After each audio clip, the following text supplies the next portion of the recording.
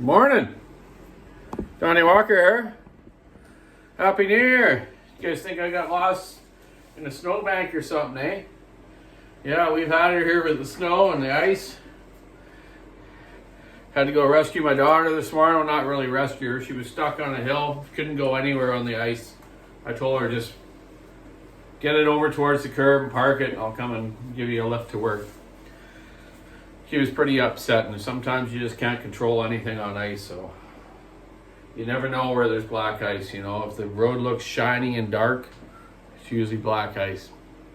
So be careful out there. And I'm all right now. My town here is under, it's not that cold, it's 2 degrees, but all this snow is melted with the rain yesterday, and so all the streets are covered with the wetness, and it's cold enough just to freeze, so a bunch of roads are shut down. There's accidents everywhere, so just be careful out there. Wherever you're at, I mean, if you're in New York, I know that in eastern U.S. right now, you guys are getting hammered, or in the mid part of U.S. or yeah, be careful out there.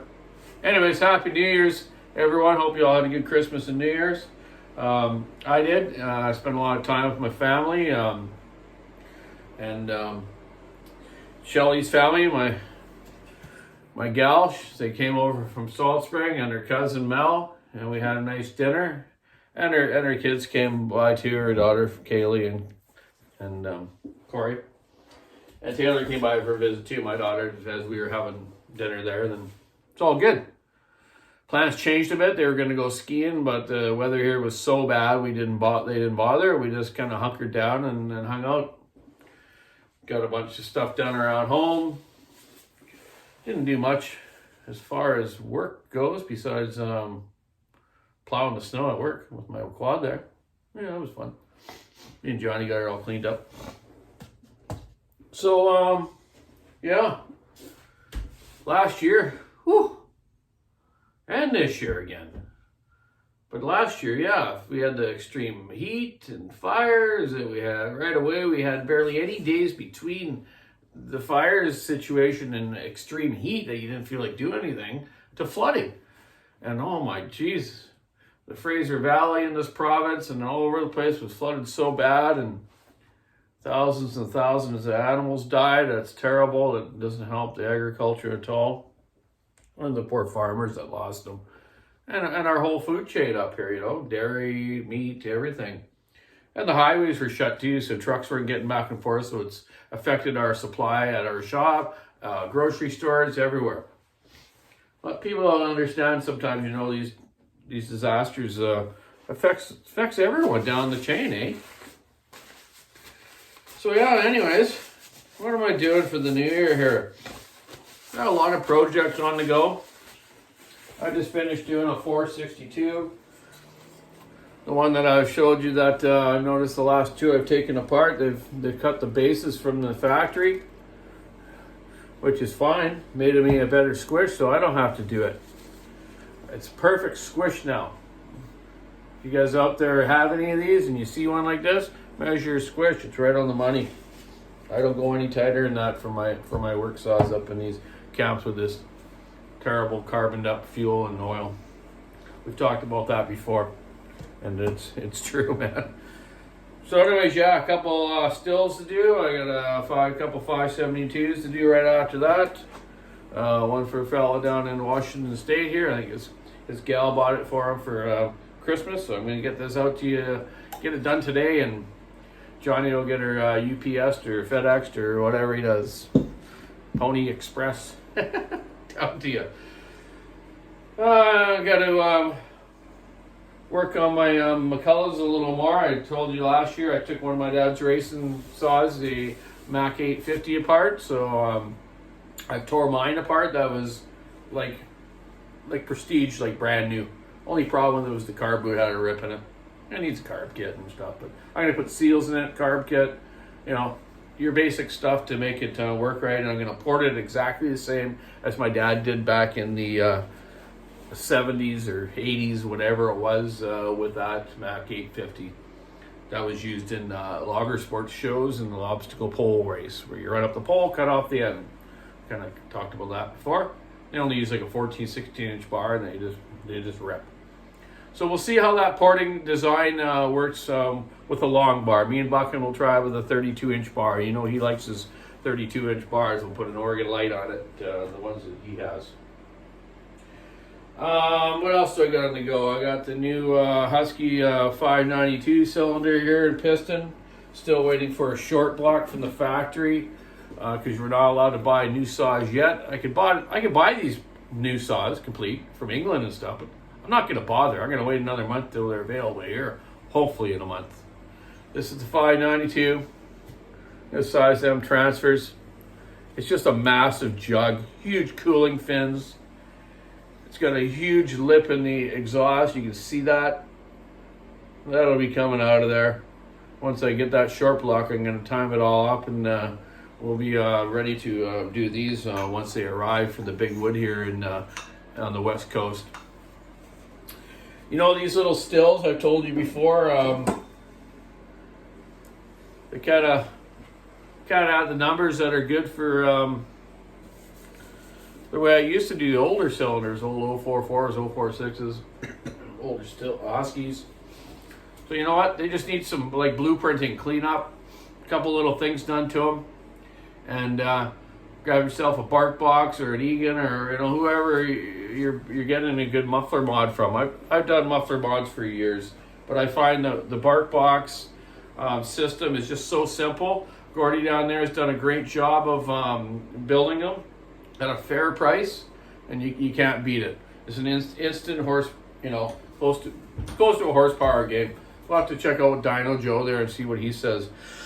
I think he's done the stock muffler versus that muffler. If he hasn't, I'll ask him to do that. Excuse me, just a little dried this morning. Didn't get my coffee yet. It's so icy out there. I didn't want to stop anywhere. I just wanted to get here and get some stuff done.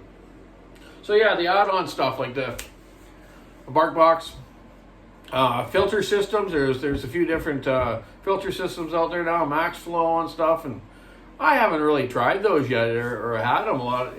They just weren't ever really up around this area, but I'm gonna order some up and try them out with some of my fallers.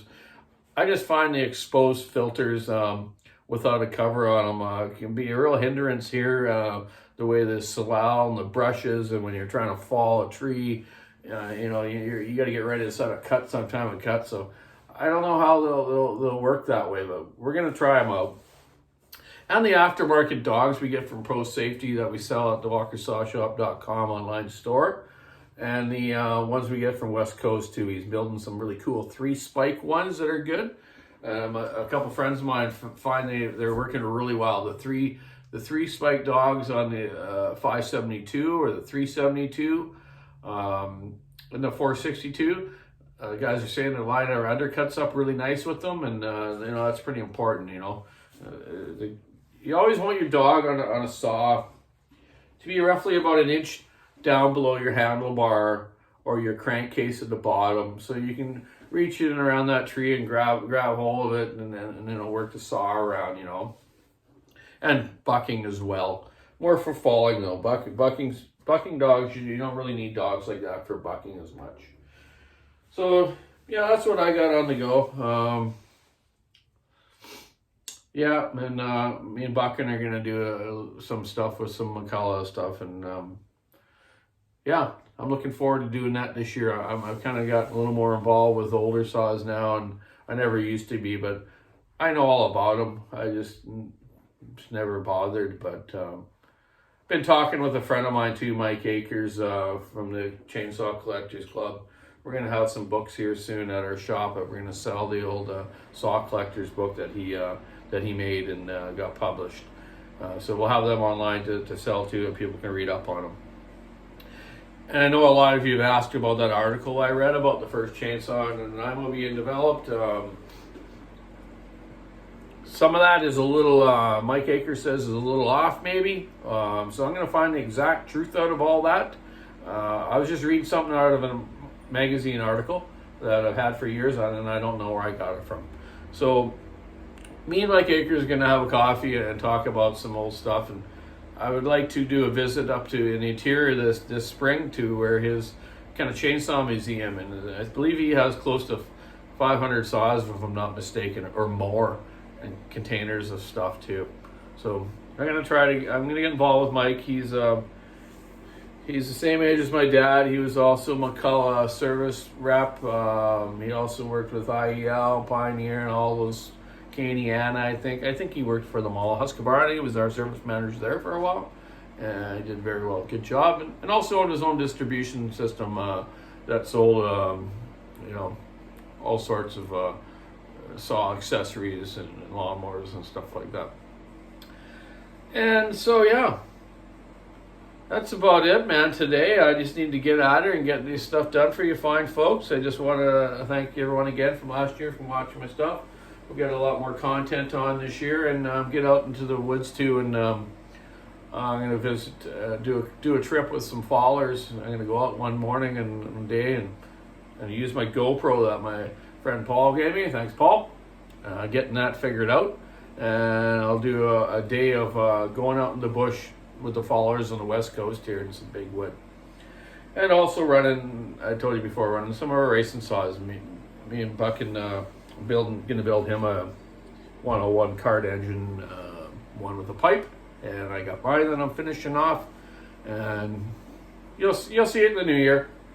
I know I promised you before, but I get so busy I can't do everything at once, right? You gotta have a life too, right? Yeah, go-kart racing, fishing.